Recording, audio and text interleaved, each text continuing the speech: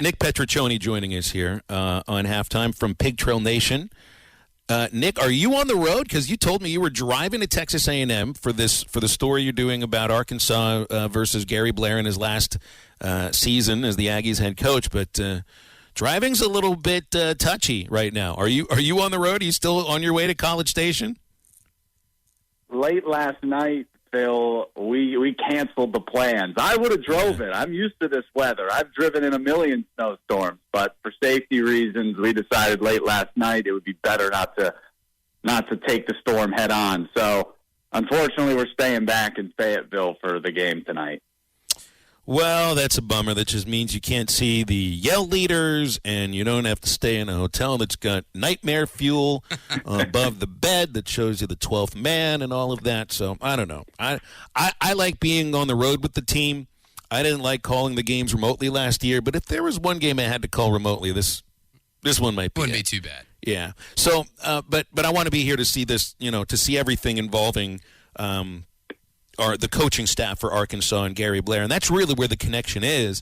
And it isn't just Mike Neighbors, although, the two of them are as close as I think any coaches in college basketball are. It's also Amber Shirey, who worked for Coach Blair as director of ops and assistant coach, and, of course, has been, a rock for this program for over 30 years.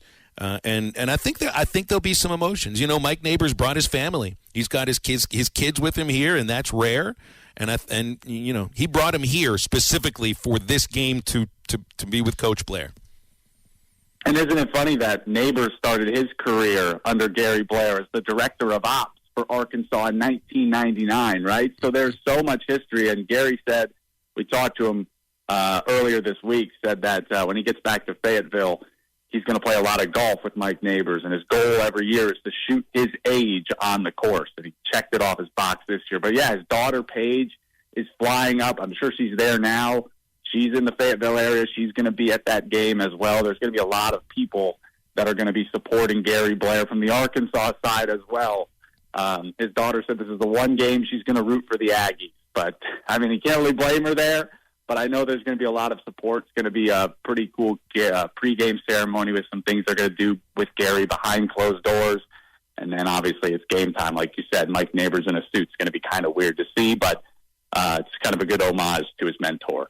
Well, one of the things you really love about what's happening with Arkansas women's basketball now is, I lived in the state when Coach Blair jettisoned to come here to Texas A&M because – they weren't going to extend him. They weren't going to give him a raise, and it didn't make any sense for somebody that brought the program to their first Final Four. And you thought he should have had an opportunity to finish his career here, but obviously that didn't happen. And then you went on to a few other coaches that had nothing to do with Gary Blair whatsoever. Susie Gardner, Tom Collins, Jimmy Dykes.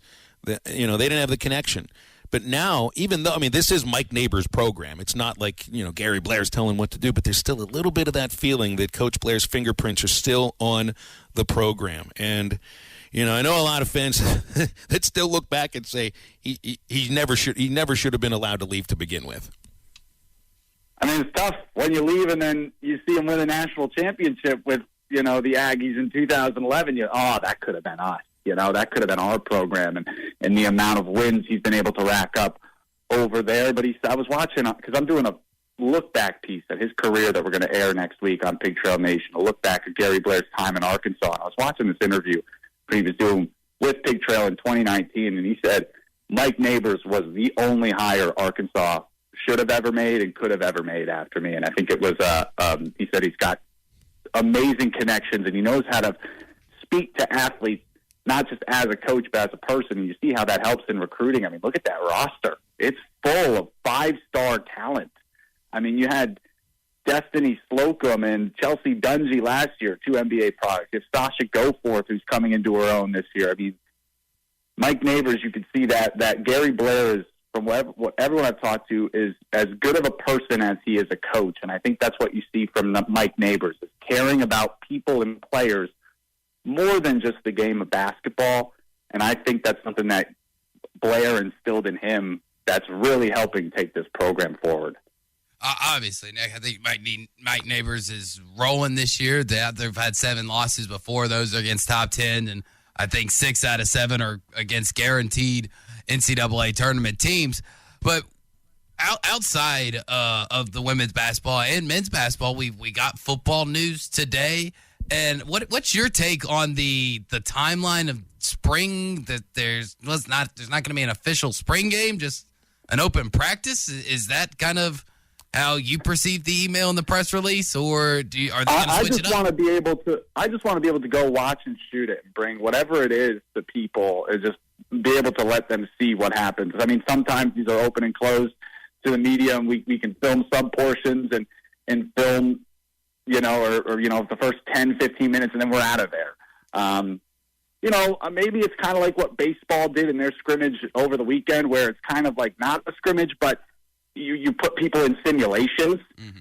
I was at the scrimmage of baseball this weekend, and, they would end an inning on a walk all of a sudden, and then they'd put a man on third in the next inning and work on some things that maybe they feel like their team needs improvement on. Maybe that's what we see with football. All I want to know is that I can go watch. Maybe it'll be indoors. I'm not sure with the weather if we're going to be playing any outdoor football.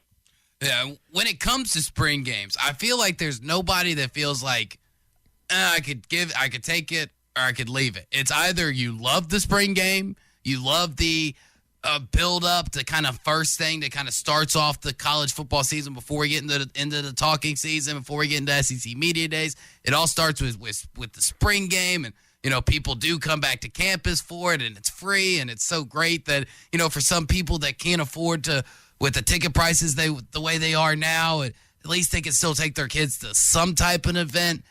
Or you absolutely hate it and think it's boring. Be honest with us. Which side of the aisle are you on? Are you pro spring game, or are you I could take it or leave it type of guy? It's not really my thing.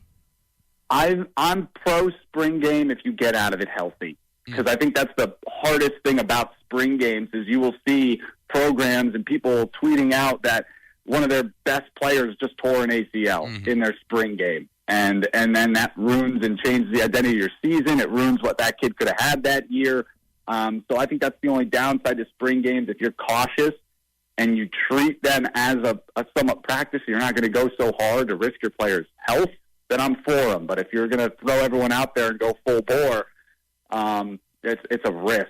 And I knew when I was coaching, or when I was covering a coach at Montana State, he hated spring games and he was all for it. They didn't really do any of them because he just didn't want any of his players injured.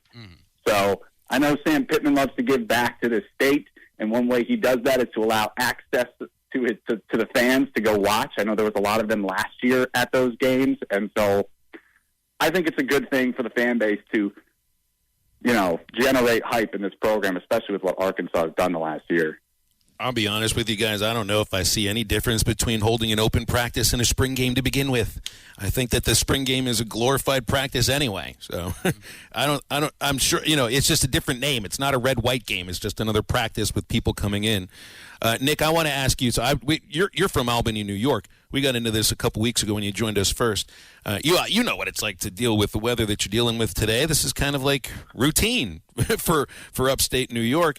But when it comes to outdoor activities in weather like this, you want to impose as many injuries on your good friends as you possibly can. So if you with that thought, snowball fight or football game? Football game. I was listening to your segment before this, and I wanted to talk about it because I snowboard, I ski. I'm going to Denver in a few weeks to go ski with my brother. I love the snow. I was out at midnight last night walking around in it just because it feels like home. And that might make me sound crazy, but like when I was a kid, I had a broken arm. I snowboarded. I went off a jump and I just broke my arm. And I decided a few weeks later, with the cast on, I just put a paper bag or a plastic bag over it and we go play snow football. That's what I did for a whole winter, was just play snow football with a broken arm. So snow football all the way. I love the snow. Even if that makes me sound crazy, that's just home to me. That's not crazy. That's just life. That's life. So what did it take for a day? You wouldn't have had a day off from school with this kind of weather growing up in Albany. What did it take for you? Because growing up in Pittsburgh, it would take over a foot of snow, at least over a foot of snow, to cancel school.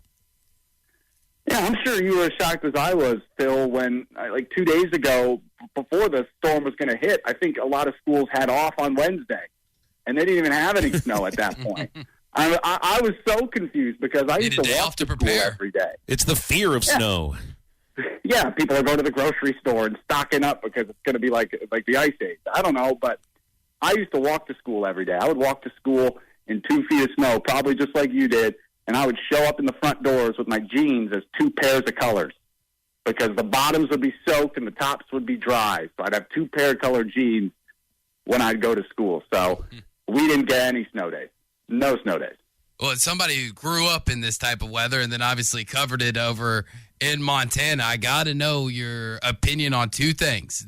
Obviously the southern freak out of bread and milk and toilet paper and how have you adjusted to the driving in the snow down here in the South? And more importantly, how have you adjusted driving behind us Southerners driving in the snow?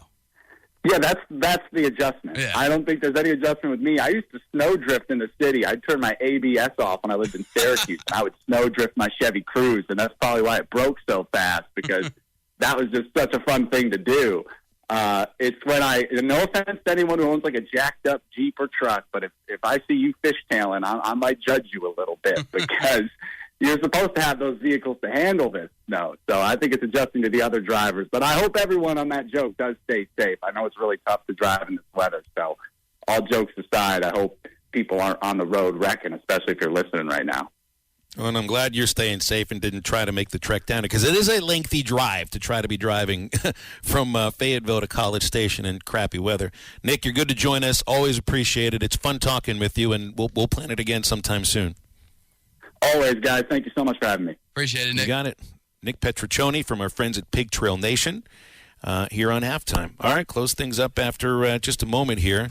I want to remind you that you could be fishing for cold water bass on Beaver Lake or Table Rock. You might be looking for a trophy brown on the Mighty White. Have the Smithwick Original Suspending Rattling Rogue in your tackle box. It has that famous rolling action, whether it's fished extremely slow or worked fast in heavy current. The Rogue suspends. It'll stay on the strike zone longer, and you can catch more fish.